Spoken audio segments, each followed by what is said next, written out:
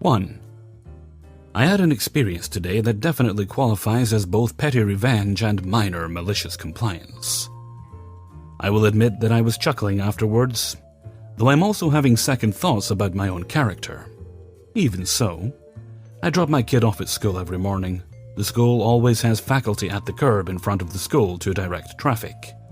And one of the daily volunteers is a staff member notorious for unreasonable power trips over the most random things.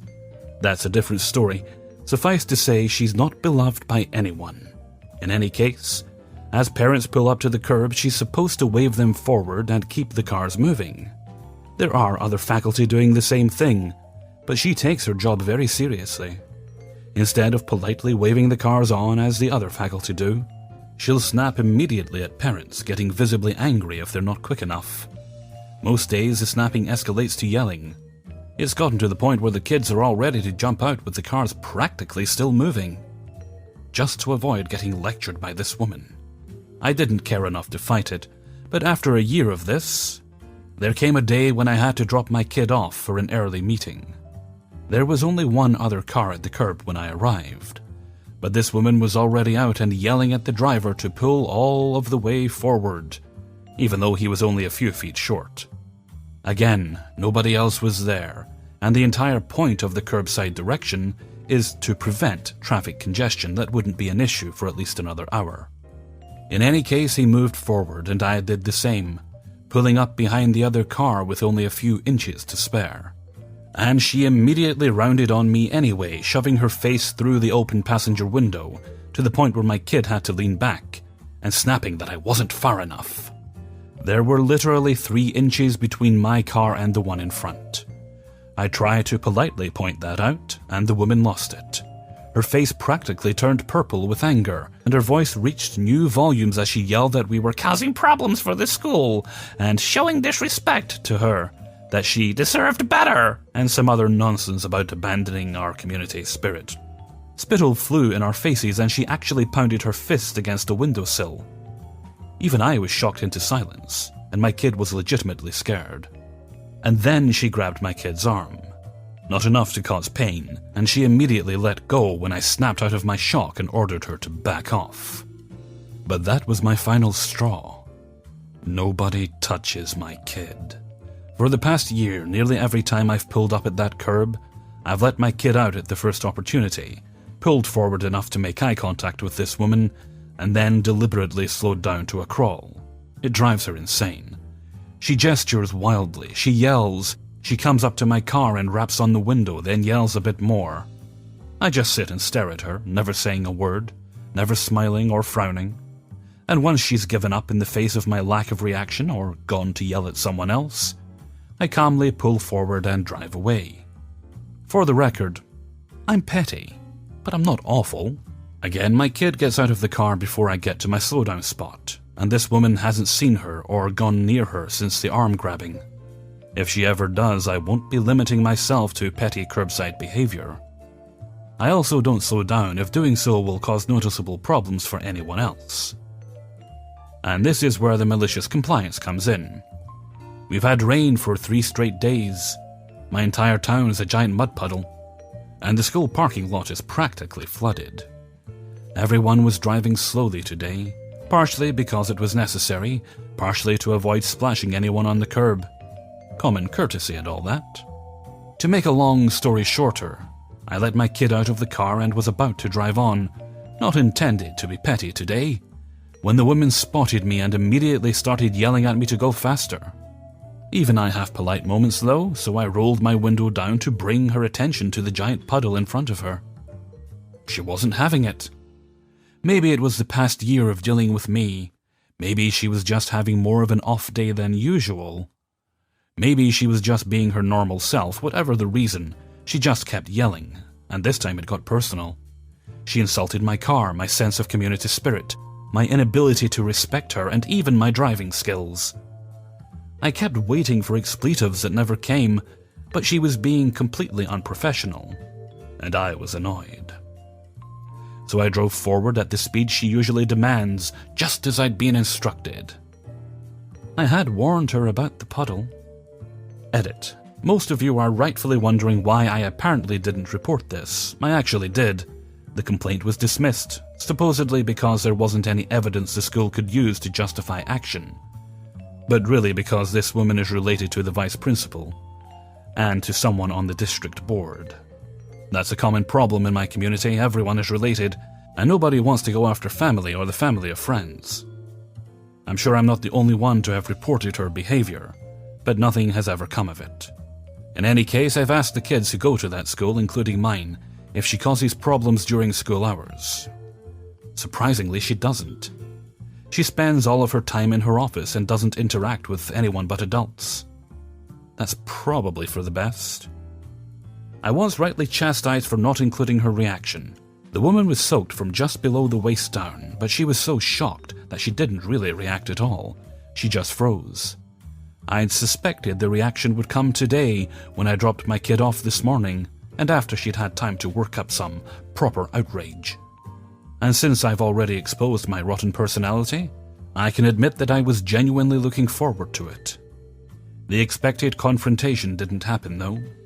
When the woman saw me coming, she immediately jumped back from the curb several feet, then pointedly turned away and didn't move until I'd left.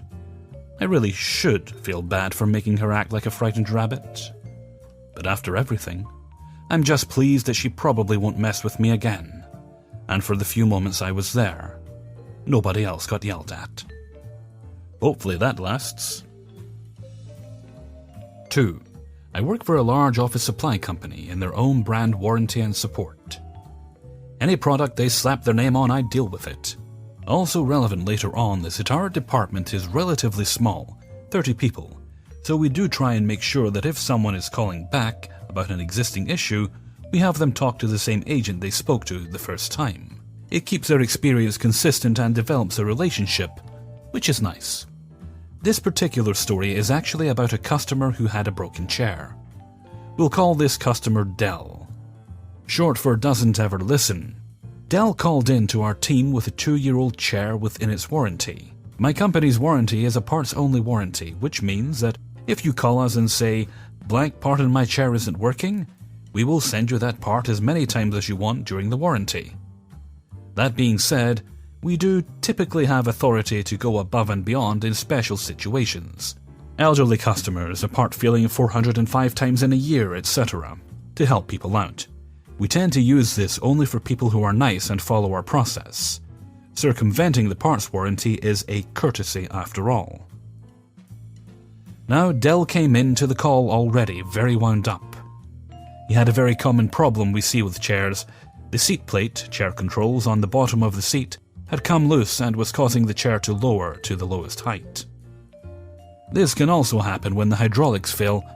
However, when that happens, you can hear a hiss when you sit on the chair. So conversation goes like this. Me: "So Dell, can you have a seat in the chair and let me know if there is a hissing noise?" Dell: "What? No, I already know the issue. I need new hydraulics, just send me the part." Me: "Sir, there could be 2 parts causing this issue. Could you please sit in the chair and let me know if it makes a hissing noise, like air escaping?" Dell: "Listen here, I'm an engineer. I know what the problem is. Just send me the hydraulics and stop wasting my goddamn time. I don't need some girl trying to troubleshoot a problem I already figured out." At this point, I just have this feeling that it's not the hydraulics. Most customers notice and mention the hiss at the beginning of the call. However, you know what? If you want hydraulics, you get hydraulics. I'm just some girl after all, not like I do this every day. Me: "All right, sir, why don't you confirm your address for me, and I'll get that sent out right away." We confirm his address, I order the hydraulics, and Dell goes on his merry way. Sure enough, a week and a half later I get a transfer through to my line, and it's my coworker asking if she can transfer a very angry Dell through to my line. Rolling my eyes so hard that I'm surprised it didn't stick that way, I told her, sure, I'll take him. Put him through. Me: "Hello, Dell, are you experiencing another issue with your Dell: "You sent me defective hydraulics. I want this chair replaced." Me: "Sir, I do apologize, but the warranty for this chair is parts only. We cannot send you a new chair, especially after 2 years of use." why do you think the hydraulics we sent are defective? Del, My chair's still sinking. Obviously they're defective. This is junk. I want a different new chair. Me, again sir, I apologize, but we will not be sending you a new chair. As I was trying to explain last call, there are two parts that could cause that sinking issue. Could you sit or push down on the seat of the chair and let me know if you hear a hissing sound? Del, This is fucking ridiculous. Get me a supervisor. yes, the magic words. I no longer have to deal with you today. Me, no problem, please hold. So I got my supervisor on the line, apologized and explained the situation. She sighed, and I heard the eye roll from across the call center, and told me to send him through. I never heard back from her how it went, but I let it slip out of my mind and thought it was finished. Until I get another transfer 3 weeks later. It's Del. This time he's not yelling. In fact, he is very uncharacteristically quiet.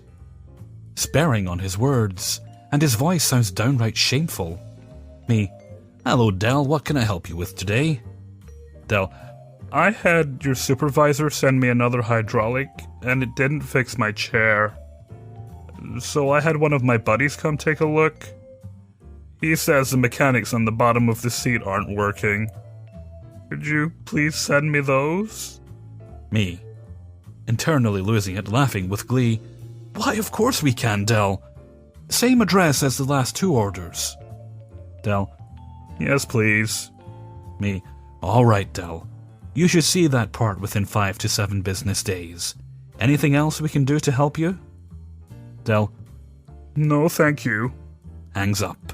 Just knowing that he probably looked and felt like an idiot in front of his friend, and hearing that shameful tone the third time around was great. But hey, if you really want hydraulics, then we will send you hydraulics. And maybe Del has learned to listen when trained people are trying to troubleshoot an issue with him. 3. I have 5,000-ish users. They're mainly fine. There are a couple of potatoes, but you expect that. The people that really bother me are the users that think they know better than you.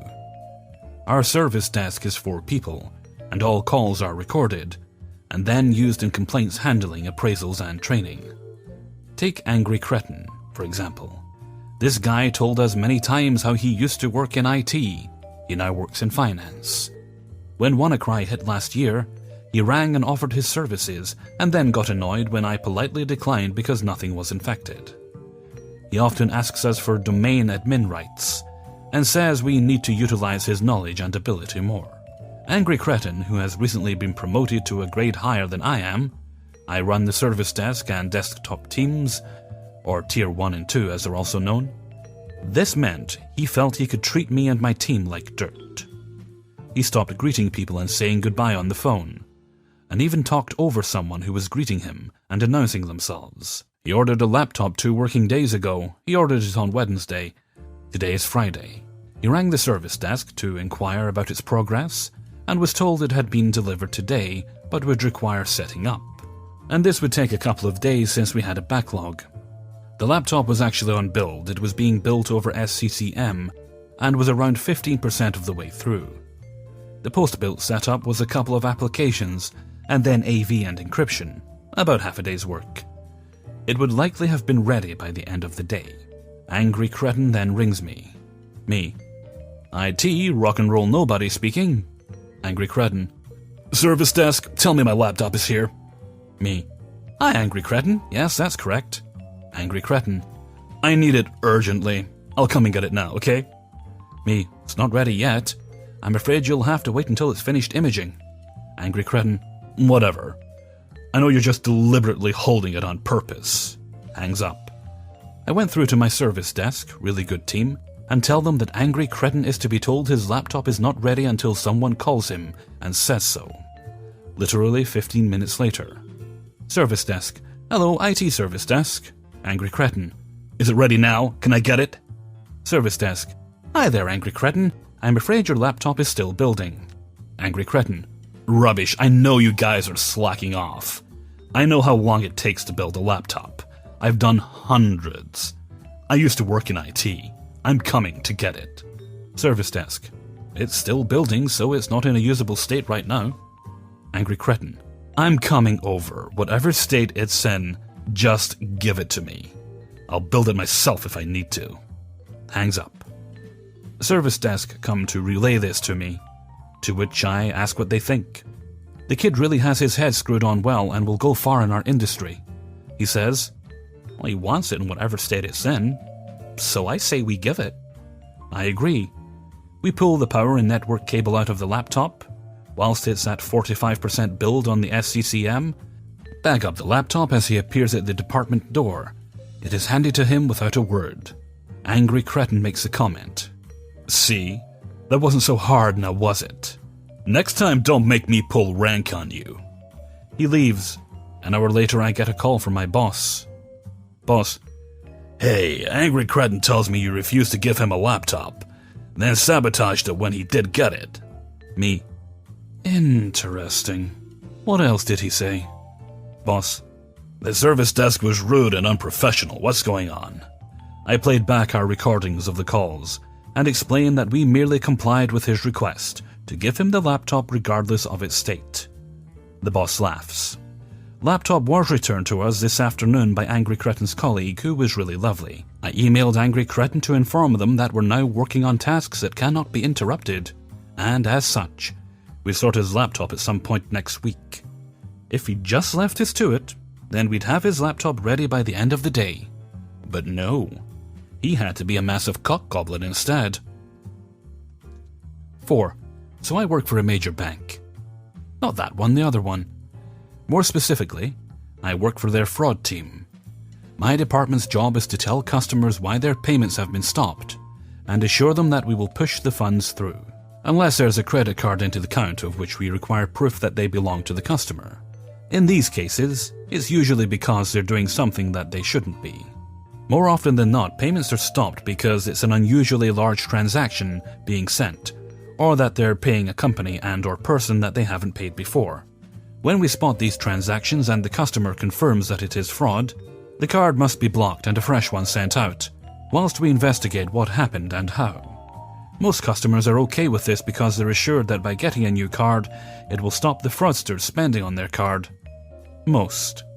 Out of 20 calls, you'll get 3 out of 4 scenarios that don't go as planned. I will be me and the customer will be Daft Lady. Me. Hi there, welcome to Hell Banking. You're speaking to Peace. How may I help you today? Daft Lady. You stopped my card. I can't even use it online. That always lets me know how tough the call will be. I pray for the day customers stop shouting from the get-go. Anyway, we do the usual verification blah and I proceed to inform her that I will read through some payments on her card and all she has to do is either confirm them as genuine or fraud. There turns out to be 3 payments she does not recognize. Fraud. Me. Okay, Daft Lady, you don't recognize these payments. We would need to block your card and send you out a brand new one. This would stop the fraudsters making any more payments on your card online. Daft Lady. Oh, but I need £50 from the machine. Can't you just stop these payments and leave my card unblocked?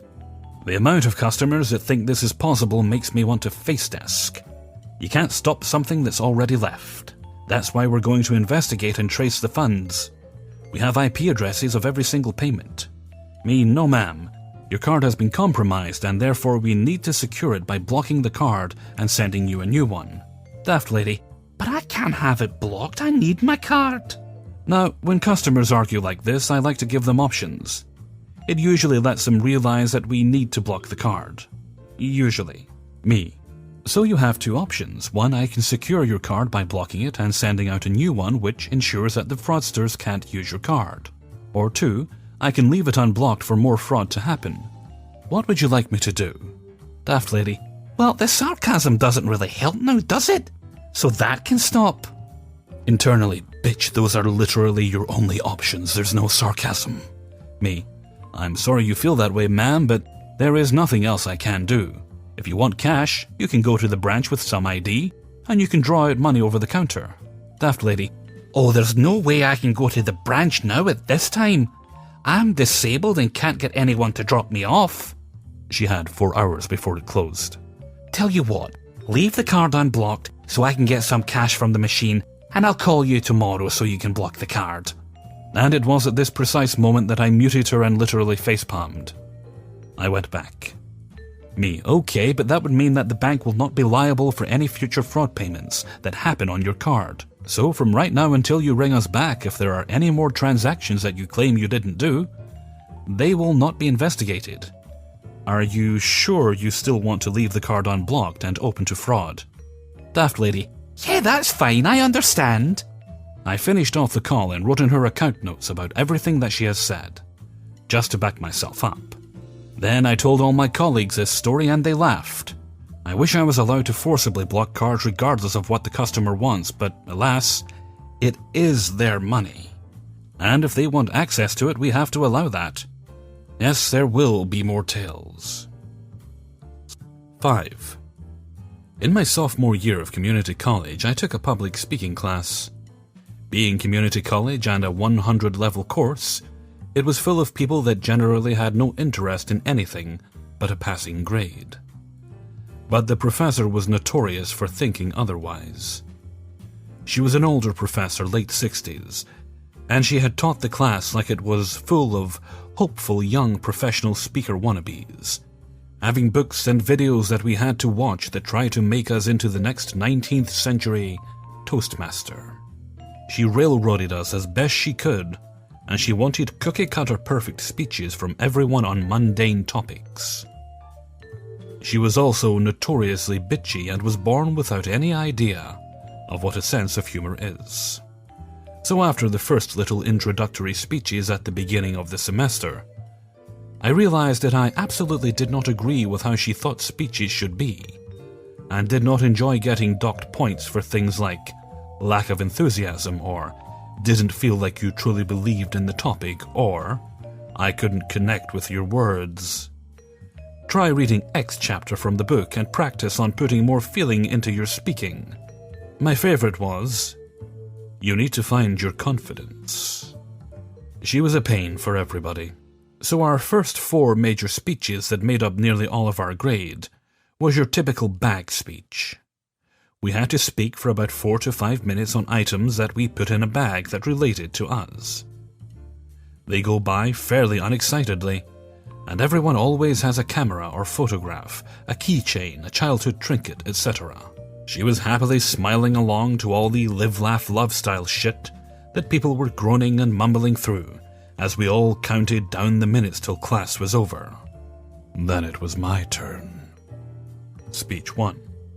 I did not bring a bag from home full of cherished little memories pulled from deep within side of me. I walked up to the platform on which we presented with a McDonald's bag that I had in my car from the day before, that I filled with my lunch for that day. I went up and one by one pulled things out of the bag, made up a little blurb about how they represented me. Bowl of cereal, I'm better covered in milk. Bottle of water, I'm completely see-through and flavorless. Chocolate, I'm mostly fat, often found in a bar, and easily unwrapped. Shit like that. And ate my lunch as my speech. I finished eating and speaking, checked that I made time and sat back down. I got a B. She was unamused and wasn't a fan of me calling myself easily unwrapped. But since I made the item and time requirements, and because the class anonymously voted it as the best speech, she did that for all of them, she didn't dock me much and didn't say anything more. I had found my confidence. Speech 2. The next big one was the speech to inform. She had passed out the rubric and we were to inform the class on a topic of our choosing. It could be an idea, an event, an item, anything really. The only graded requirements were 5 to 7 minutes in length. It had to be non-persuasive in nature, and had to have 3 sources. We were let loose with that. The day comes and everyone did the usual things, favorite sports team, an event on campus that they were a part of, a band, etc. One of my favorites was a speech on the history of the wiener dog that was particularly amusing. Mine was a bit more abstract. While researching ideas, I had stumbled across a photo of a guy presenting a speech on the topic. Giraffes aren't real. Not wanting to copy it directly, I modified it to real giraffes were actually invisible. In about 20 fully concentrated minutes, I had written and sourced a speech detailing that the giraffes we see are not what they appear to be. Rather, the true giraffes are microscopic alien invaders employed by the government to penetrate and impurify our precious bodily fluids. I semi-copied General Turgison's speech from Dr. Strangelove and turned it into a government plot of using microscopic alien giraffes to control how we vote. I used an image from a Photoshop Battles Reddit thread as one of my sources, the US government as another, and quoting myself as my third, I gave the speech to an unsuspecting and bewildered class. They fucking loved it. Fortunately, it was again voted favorite, and I got quite a few compliments, and after class, the giraffes became a recurring joke throughout other speeches that people gave. I was proud of myself. The professor, though, was less amused. She did not clap or say a thing other than a curtly drawn-out "Thank you." After I was done, I was given a D, 1 point above an F on the scale. While I had met the time requirements and by her own admission, did not violate her topic terms, she gave as low of a passing grade as possible. I knew I was taking a hit on the sources, even though I had honestly used the government one for citing actual voting statistics. She had written on the rubric that it wasn't serious enough, and that she simply did not enjoy it. I was also specifically docked for, and I promise she really wrote this on the grading rubric, finding myself too funny. I had established myself as that guy, and there was no turning back. So onward I went. Speech 3. Our next speech was a speech to sell. We had 1 minute to sell a product in an informational style. She said we could have a little fun with this one, and allowed us to sell something that we made up, so long as we had a physical thing to present as our product. The day of the speech arrives, and things go as normal. I forget now what everyone's product was, but there were things like a phone that never runs out of battery, shoes that make you jump super high, things like that. I was a little less worried about a bad grade this time, so I continued my conspiracy theory. My product was giraffe locators. I wrapped 2 pipe cleaners on the sides of a pair of glasses, and gave my speech while wearing them. I talked in detail about how they can locate the microscopic giraffes that surround us in daily life, detailing all the useful features it has, such as being able to see through giraffes' clothes, and other miscellaneous things that rounded out what I thought was a pretty safe but decently outlandish speech. It was again well received and won the vote. This one is a bit of an outlier, as I received a B with no major controversy. It was a passive-aggressive B, though, as it was 1 point away from an A. She wrote one comment saying that I could have put a little more effort into the physical product I presented. Before I proceed to the last speech, which closed the class for the semester, I need to note that the professor made it very clear that she did not like me. On days that we weren't speaking, she lectured on the nuances of giving speeches. Every class without fail she would work in a remark or make a negative example about me. They ranged from spiteful comments about avoiding nonsensical things like invisible animals, to straight-up attacks where she called me out by name and said, "You have showed us all how not to give a speech." All this did was motivate me further. Speech 4. The last major speech was a speech to persuade. We were to come up with a topic and speak for about 6 to 8 minutes on it, trying to persuade the class to believe in it. The term she passed out was that it had to be an idea that was controversial. She blacklisted things like religion, abortion, drugs, and guns, but left anything else open. Or so I thought. Shortly before speech day arrived, she announced to the class that she would be going around the room and hearing all of our topics so she could personally greenlight them. I wonder why she wanted to do this. She gets to me almost last, after approving everyone else's idea without hesitation. When she got to me, she looked me straight in the eyes, smiled a lifeless smile, and asked me in a twirly little tone that said, "I want to kill you," what my topic was. In a clear and confident voice, I said that I am going to persuade the class that cannibalism should be an acceptable source of food. In that lovely tone, still smiling, she replied, "No, you're not." Over she walks to my desk and sits down right on top of it and faces me. She says, "Vespucci, if you give this speech, I will fail you. No questions, no ifs, ands, or buts, just an F. Speak to me after class, and we will find a nice topic." So there I sat until it was just me and the devil, the professor. She sits above me on the desk and again tells me that I disappoint her. I clearly have so much potential of being a great speaker, but I choose to waste it. She tells me that I've let both her and the class down every time I stood up to speak. She hopes that I can turn it around in one last big speech, in which I am supposed to persuade everyone to travel. Travel it is. Speech day. Things go by as usual. Topics are generally good all around. And at this point everyone has asked me about what we talked about, to which I gave little detail.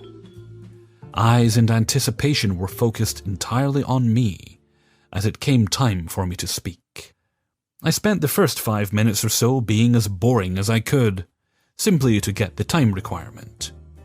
She had a smile on her face the whole time as I bullshitted about exploring not only the world but yourself, and pandering entirely to her. Once I was confident that I would make my time limit, I shifted gears a bit. I said that while travel can be worthwhile, there are some places that you should be cautious about, like the Amazon jungle. With that, I began a digression into the world of Amazonian cannibalistic tribes, punctuated with travel info on reaching them. But really, I said, there is nothing to be afraid of. Cannibalism has been around for centuries and has been a core part of many native cultures. It also has religious ties too.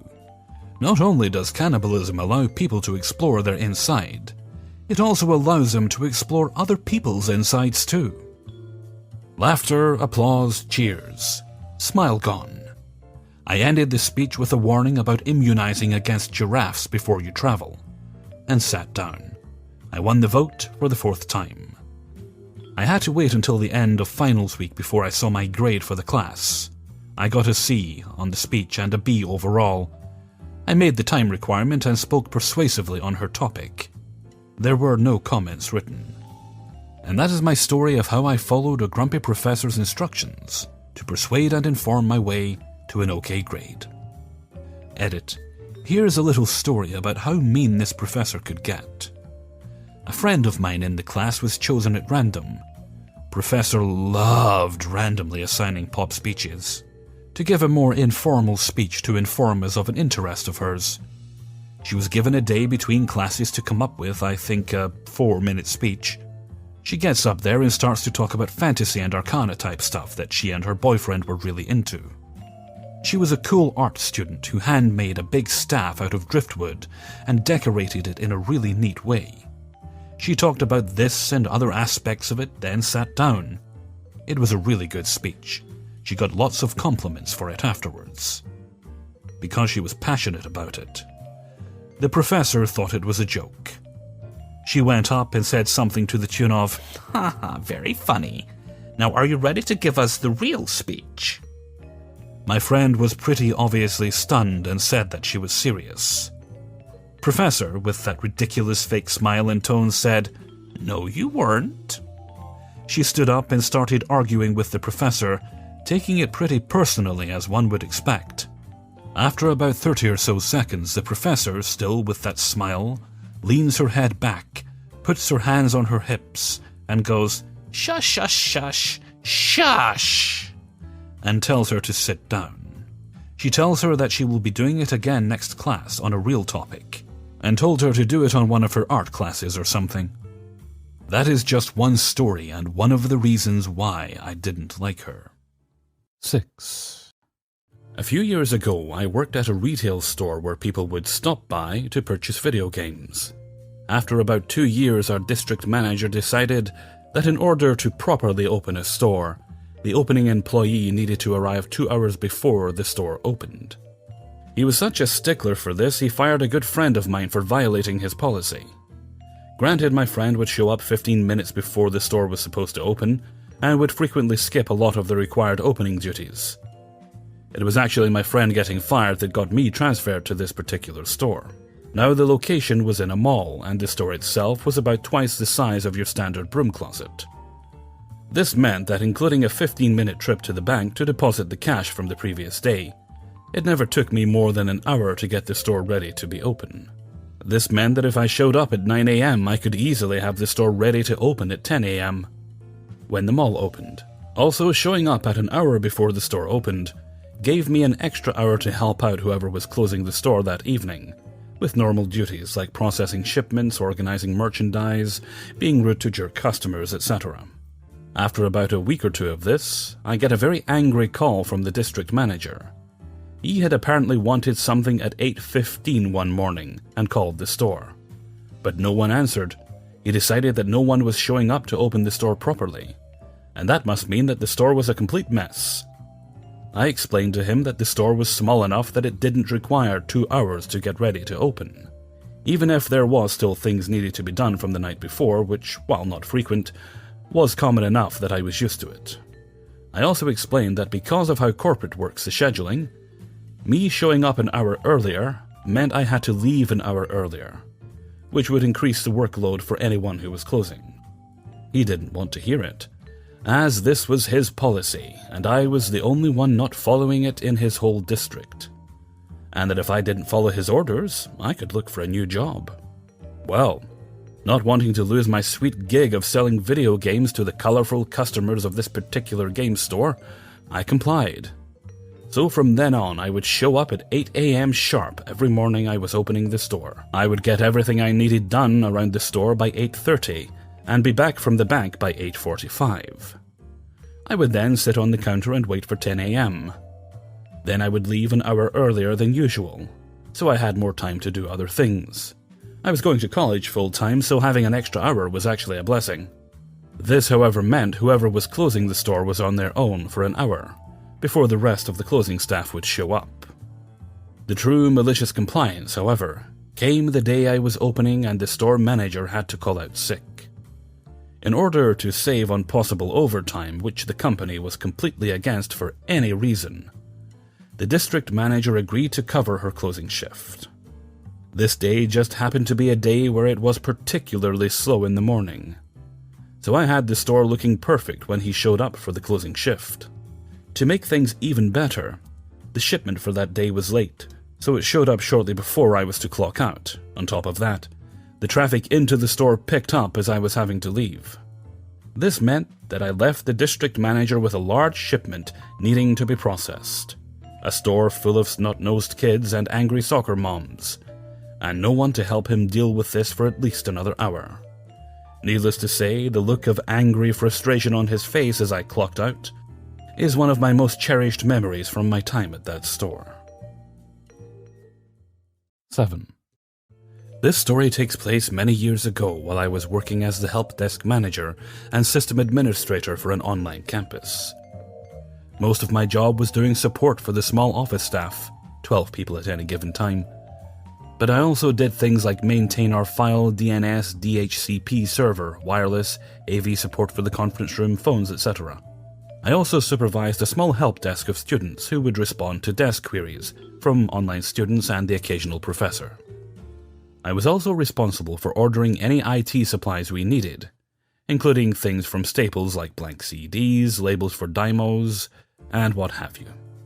Our account manager at Staples never put our individual names on packages when anyone from our office ordered anything. He just addressed them to our office, and we'd pick up packages based on tracking emails we got, or when we were expecting something. Even though we were a tiny office, Staples would sometimes just drop packages off mere hours after we placed an order, since we were in a decent-sized city and our account rep was a stand-up guy. While working for this online college, the director hired Greta, the brand new financial manager and my district supervisor. After our last financial manager resigned, after months of coming into work drunk or hungover, Greta was having difficulty coping with the responsibilities and pressures that came with her new position.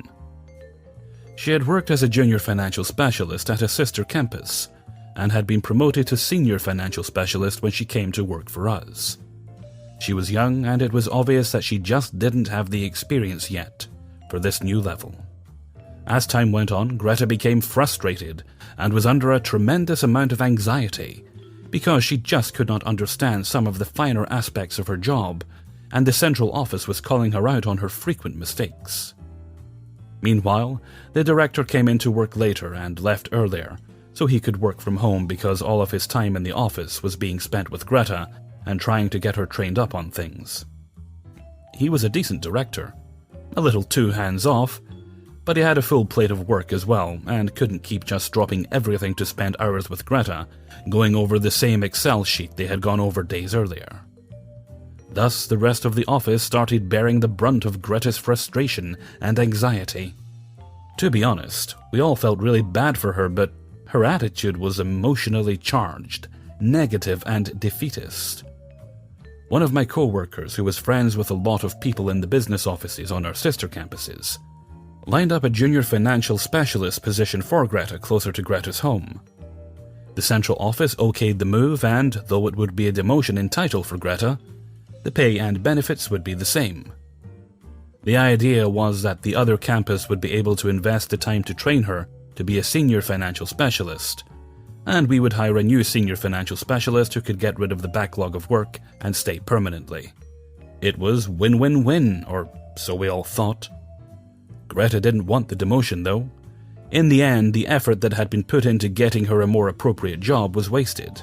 The central office finally gave up, shrugged, and told our director to deal with it. It was around this time, about 6 months into her job, that Greta decided that micromanaging me would make her feel better. If I went to the restroom, I would need to let her know. If I went to the server room, I would have to let her know. If the white noise generator we had in the office was too loud, I was not allowed to adjust it. If I so much as needed a new mouse or CMOS battery, I had to ask for her permission. Because she was constantly busy and stressed out, she'd go for days without responding to my emails, and stupid little things like a broken desk phone couldn't get replaced because Greta wasn't giving me the okay. I was an army vet, used to working independently as the only IT person, and really didn't sweat the micromanaging. I was more amused than anything else. One day I had ordered something like pens or something, with permission of course, and Greta had ordered superglue. I got the package the same day, took my pens and gave Greta her superglue. She took it from me and closed her office door. Later on, I passed by her office while she was in the restroom and noticed that she had the glue next to a woman's shoe, on the desk. Being curious, I peeked in a little more and noticed that she had purchased superglue on the state's dime to fix her shoe. This was not a big deal, but wasn't really allowed. Since Greta had been breathing down my neck and supervising me at a molecular level, I felt it appropriate to email the director and asked him to let her know that it wasn't a great idea to spend state money on personal purchases, no matter how small. He in turn forwarded the email I had sent him to Greta and told her not to do that again. Again, not a big deal. No one was going to lose their job over a $3 tube of superglue that was used for personal reasons. And I freely admit I was being a ninny boo-boo tattletale for really no good reason. I just thought this would be a quick little jab at her for being a neck breather. But Greta decided that my roundabout way of chastising her was the last straw. She told the entire office, not just me, that she would open all packages from here on out, and that we were not to handle them at all. Okay. Did I mention that our Staples rep was a stand-up guy? It was because of him that I found out that I could order quite a few products individually wrapped, addressed, and shipped. I needed a new CMOS battery for a desktop in the office, but figured I should get a few extras just in case. After getting approval from Greta, for 10 CMOS batteries, they all arrived individually wrapped and enclosed in those grey plastic envelopes that really have to be cut open because they're too tough to open by hand. I also found out I could get blank CDs individually as well. So after getting permission, I ordered 100 blank CDs. We sent software via US mail to some online students who didn't have the bandwidth to download a required application for a specific class. All individually wrapped. The Staples courier wasn't thrilled, and our small mail/break room was filled with 99 CD-sized cardboard boxes, someone miscounted, for a few days until our cleaning person was able to take them to a recycling dumpster. A day later, Greta stopped approving my purchases, so I emailed the director himself, and since he was busy with real, actual work, just told me to go ahead and order what I needed, and that I didn't need to ask permission to order things anymore. I found out I could get those cheap no-name black ink pens individually. Same with the small stacks of post-it notes, Sharpies, network patch cables, those little individually wrapped screen wipes, scotch tape, and mouse pads. The literal amount of plastic and cardboard that was flooding our office those few days was amazing. At one point, we had to fill an empty office with boxes left over from the canned air experiment. Staples was nice enough to break open a pack of 48 compressed airs and send them each individually wrapped in boxes the size of a small waste paper basket. Since Staples was using their courier for this and they weren't getting hammered with shipping charges, though the same-day deliveries were taking a day or two now that the Staples van was maxed out on space. A week or two after I had ordered the CMOS batteries, I got a curt email stating that I could open packages once again. I responded, thanking her, and asked her if I could go to the bathroom. A few weeks later, Greta left for another position, and the office returned to normal. 8. Years ago, I was young and hired as a specialist for a drug manufacturing startup.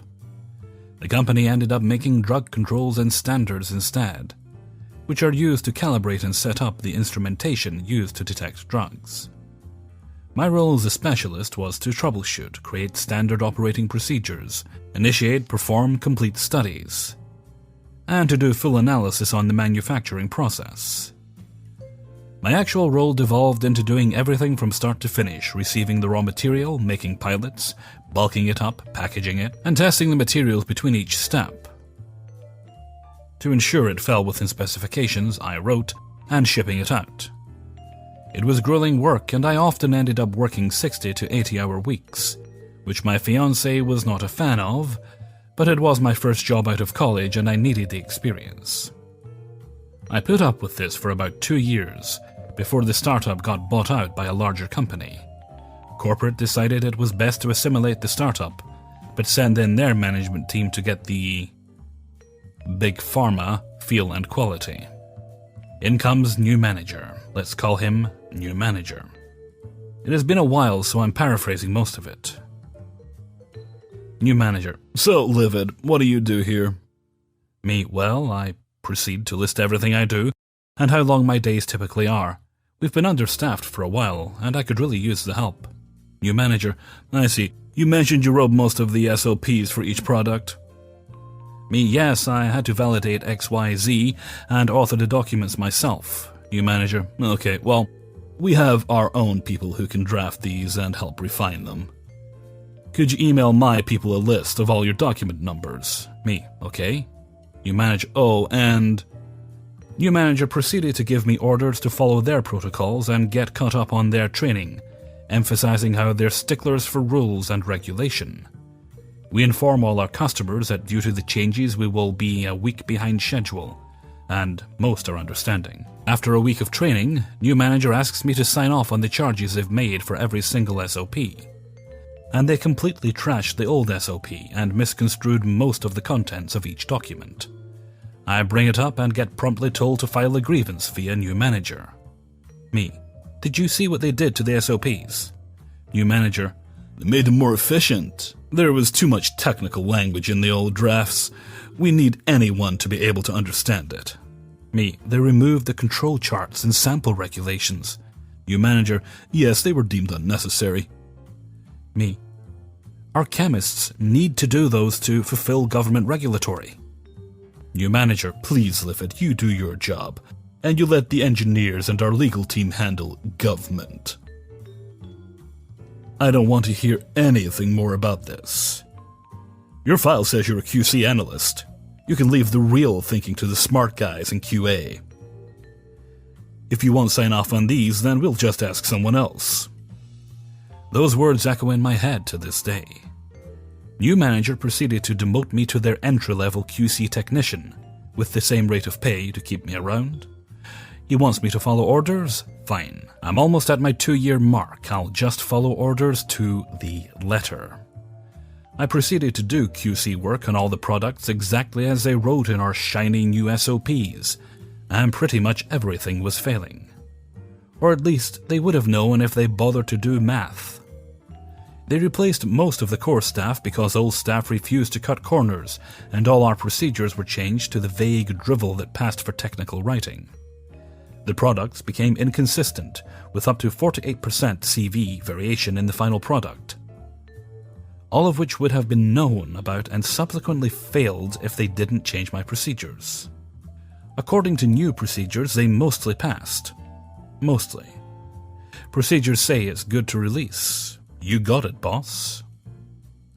I meticulously documented everything in their new computerized system, with a GMP, GLP, GDP compliant audit trail, in excruciating detail, how, who, and why I did everything I did, even going so far as to reference the exact document numbers and versions. Per SOP, of course. I kept this up for 2 months. Almost all the products were sent back from the OEMs, and after their own secondary QC testing. New manager. Livid, I need you to stay late for the next couple of weeks to figure out what's going on. Me, I followed the SOPs. Everything passes with flying colors. New manager. Then why is everything failing? Me, I wouldn't know. I hand him my letter of resignation. New manager. You can't quit now. We need you here. Didn't you troubleshoot these things before? I thought you wrote those SOPs. Me. You know I can't do that. I have to leave the thinking to the smart guys in QA. New manager. But we... Me. By the way, HR's making me use all my PTO effective tomorrow, since I had too many hours and they can't cash me out. I had another job lined up with a more reputable company. Edit. Apologies, I omitted the aftermath. The site ended up on conditional probation status with the government, and nearly all their OEMs for the better part of 8 months. New manager was culled for negligence and incompetent leadership, along with nearly half their staff on site. Or so I've been told. 9. For reasons that I won't get into here, the organization that I worked for spent an uncomfortable amount of time before even planning and executing a plan to upgrade from Exchange 2007 to Exchange 2013. Exchange 2007 hadn't been patched in a year and a half as well, due to management being exceptionally gun-shy about any sort of change. Said environment had 45,000 users, 1.5 terabytes of public folder databases, spread across 3 data centers across the second largest country in the world. There's also 36 Exchange 2013 servers spread across 2 different data centers. The connections would come in through the local balancers to 2013, proxied to the 2007 environment. The 2013 servers didn't really do much, not having any mailboxes on them. Their primary goal was to run their warranty down. Due to the complexity of the environment, we had all kinds of crazy outages, hiccups, blips, and so on.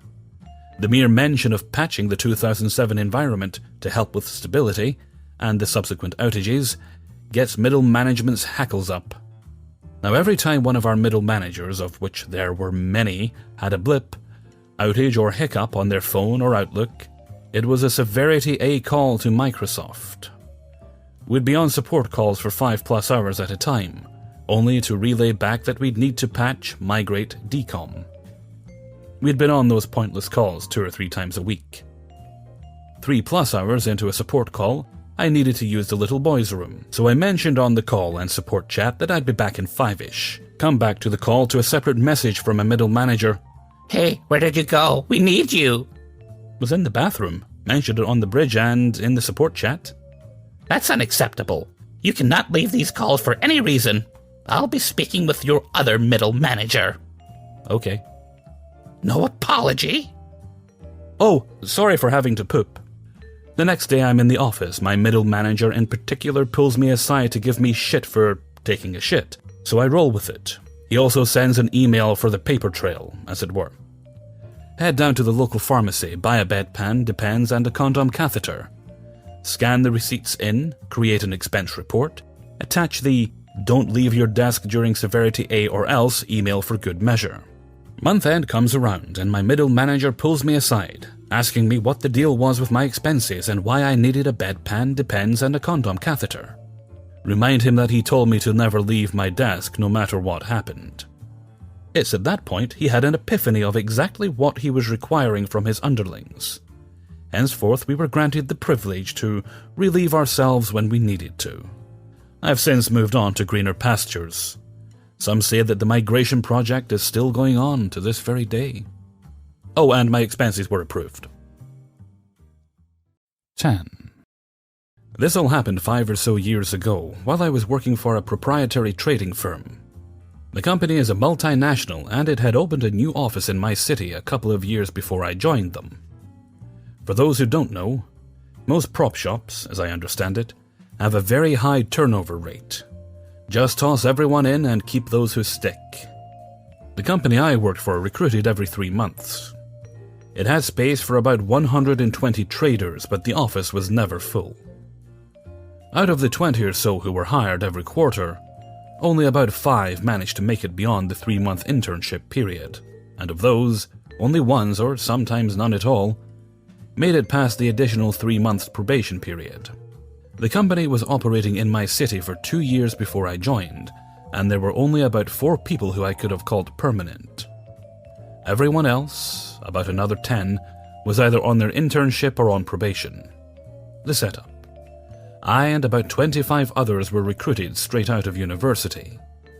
The internship paid really well for a first job, about twice as much as any other entry-level position in other financial institutions, plus bonuses once we went live, regardless of whether one is on internship, probation, or permanent, and I was really excited.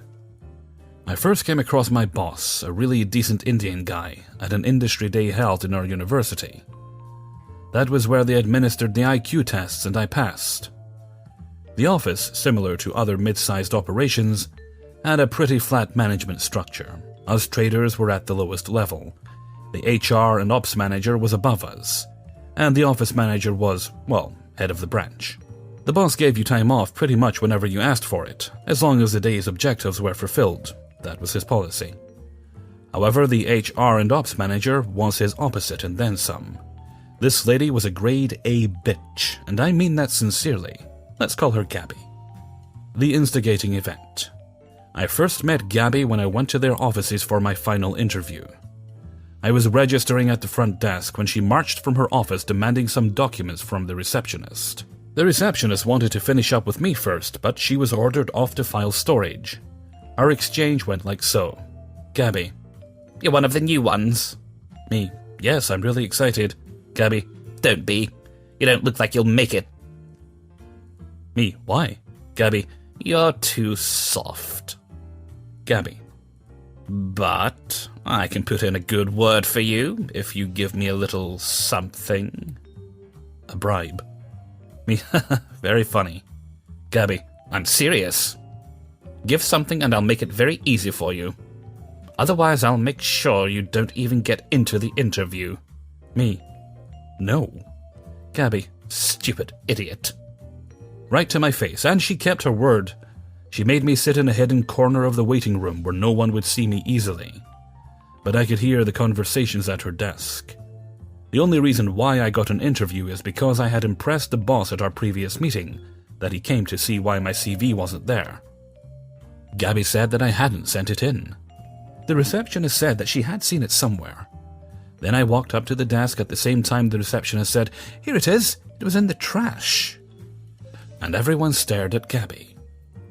From that moment of humiliation onwards, Gabby had a raging hate boner for me. You see, Gabby was a micromanager, more of a nano-manager really.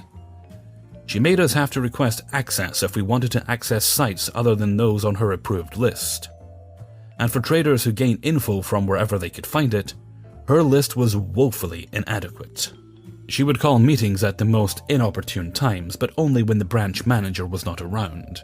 And in her lengthy meetings, you could never leave to check on your positions.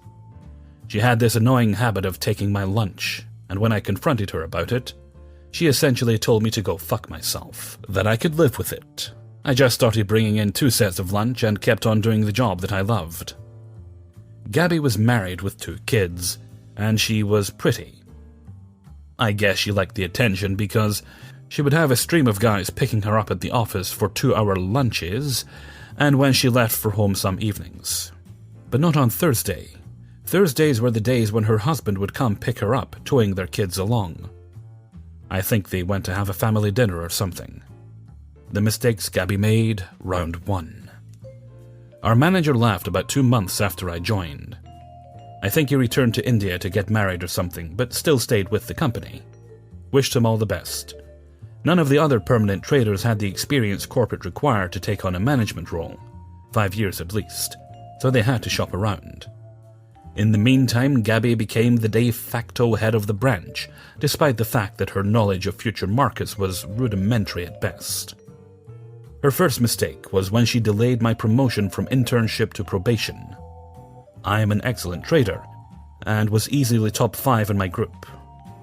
Of the 26, she promoted the 20 she liked, kept me and another guy in internship, and fired 4. At around the same time, another recruitment drive happened, and another 20-ish interns were hired. I knew this was our beef rekindled and remixed, and I was actually surprised she held onto it for so long. It was also pretty unusual since the last thing my former boss did before he left was promote me from the simulator to a live trading account. But I kept my head down and continued learning, often going back to my former boss and the permanent employees to get advice.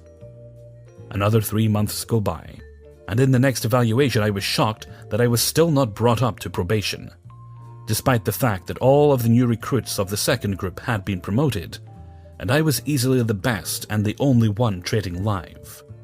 I knew I was good at the job, the permanent guys all said so. The group I initially joined was frequently asking me for advice. To their credit, a few of them were good, but most of them were still on sim, and as a rule, no one advanced to probation while on sim. However, you could go live while on internship if you were good, which is what happened to me. So I was a live trader and making good money, but I was still on internship and passed over twice. I couldn't let go of that. I decided to talk to Gabby directly. I approached the senior guys and made my case, though I was careful not to put her in a bad light. They agreed to help me, and so they did. About a month after she passed me over the second time, she gave me my promotion, and I was now on probation.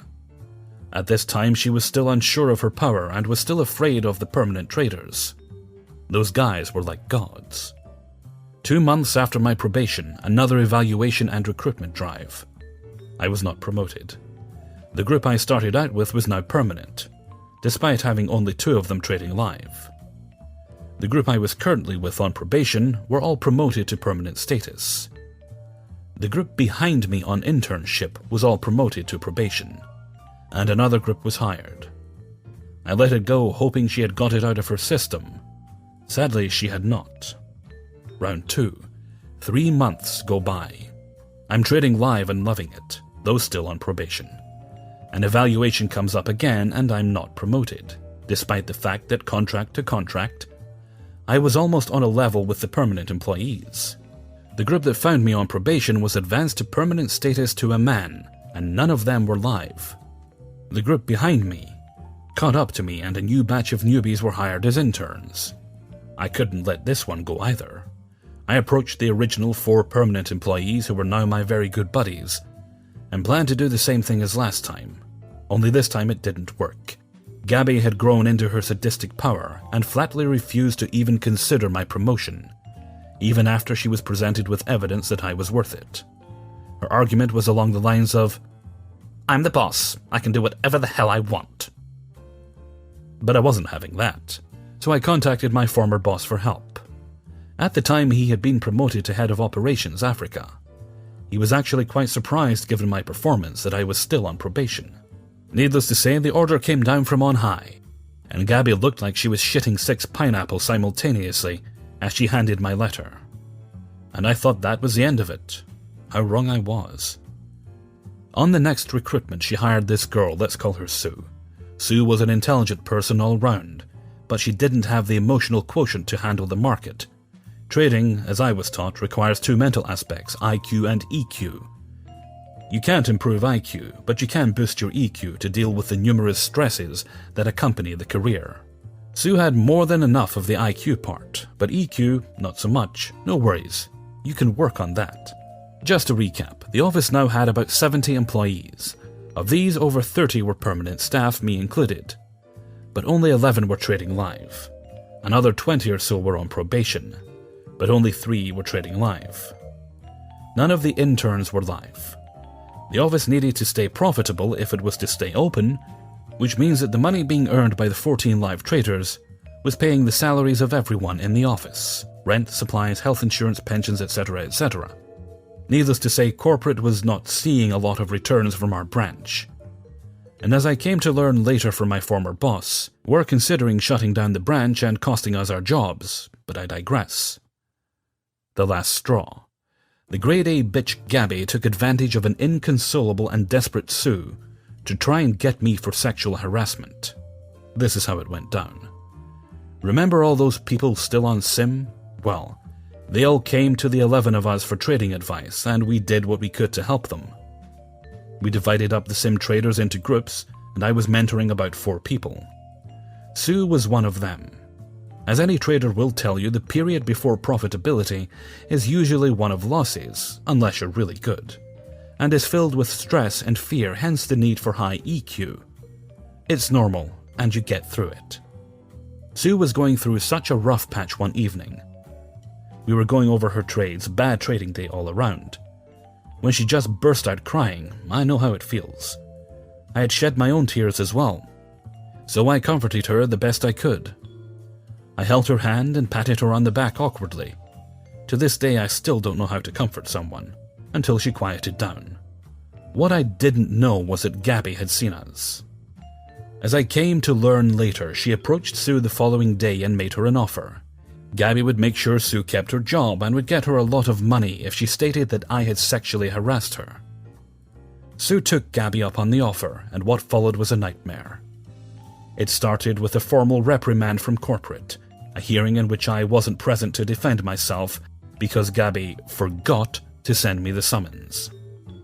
Apparently she lobbied quite viciously to get me fired. The only reason I was able to keep my job was that my former boss came to my defense. Despite his help, I lost my quarterly bonus, about $100,000, and half of my holdback, about $400,000.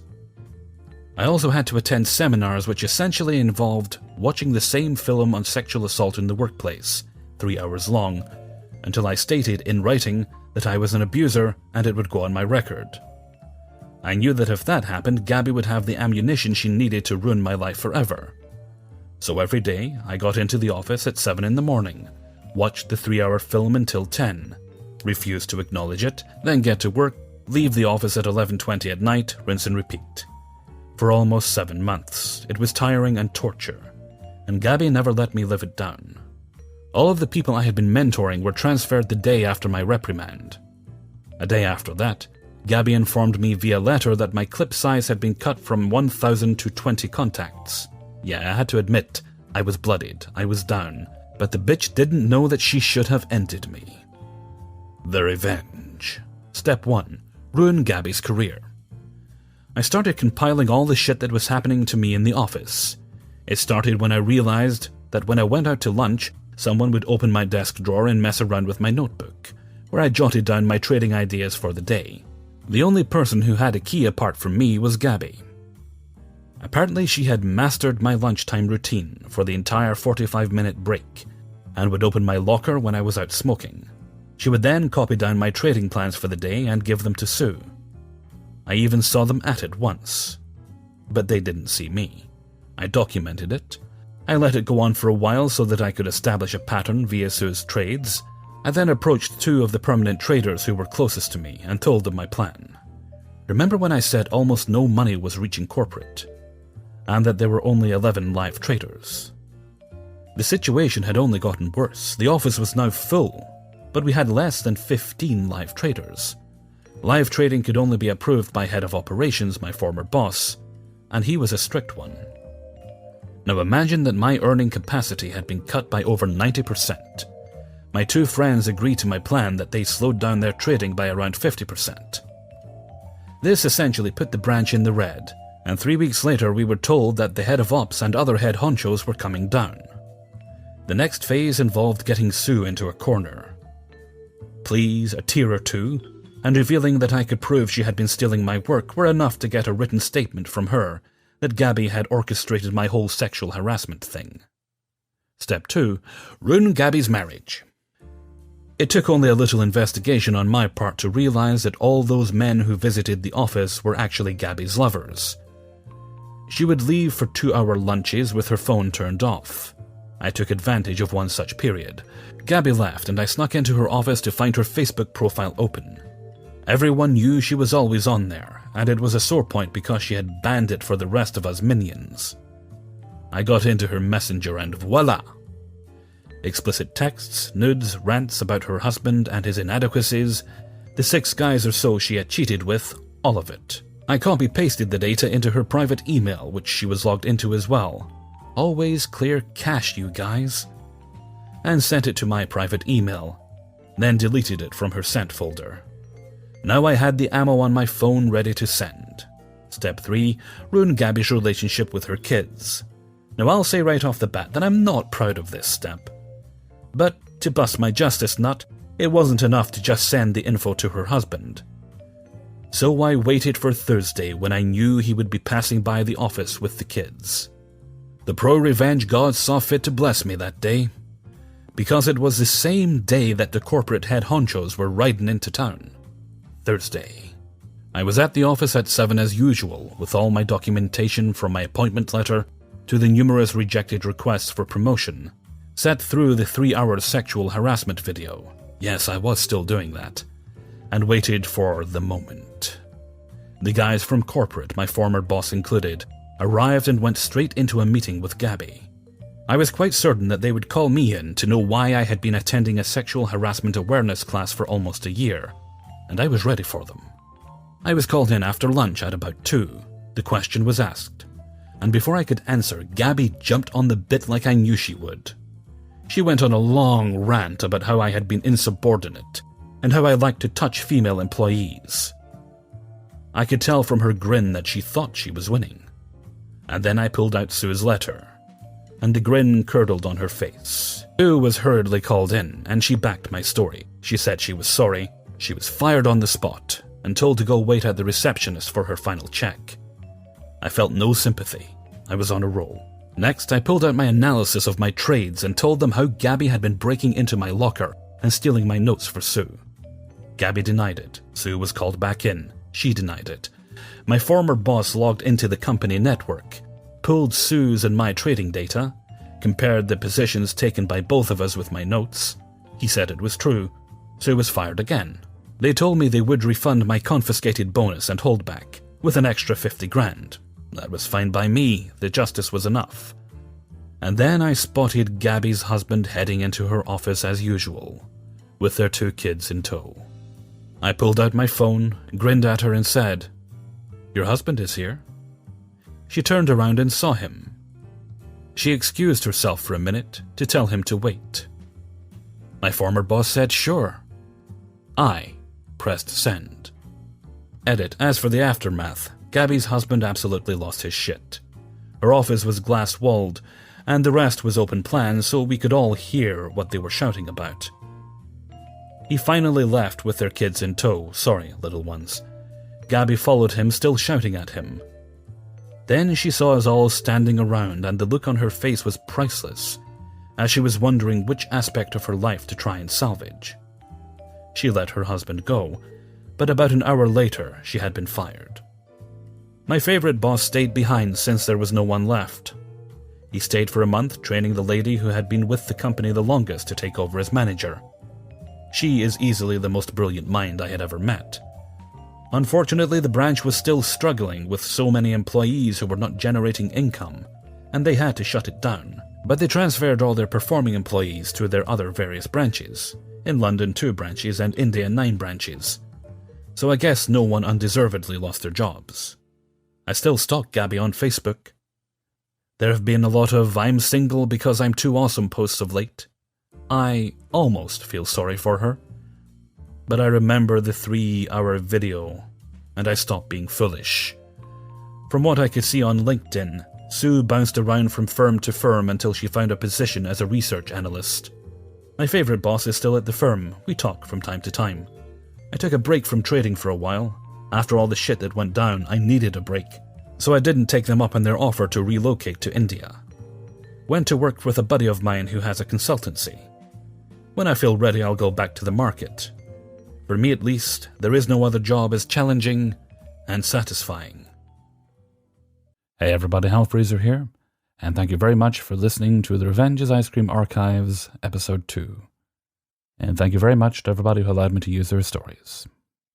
There we go, made it, Episode 2. That's a lot better than many podcasts do. I figure we can go for at least 100 episodes. I've got the material. I will leave all the relevant info in the description of the podcast. You'll be able to find links to the original stories, credit for the music used, and some Hellfreezer-related contact info for them as needed. With that, I'm going to head off for now. So until next time, thank you very much for listening, and take very good care of yourself.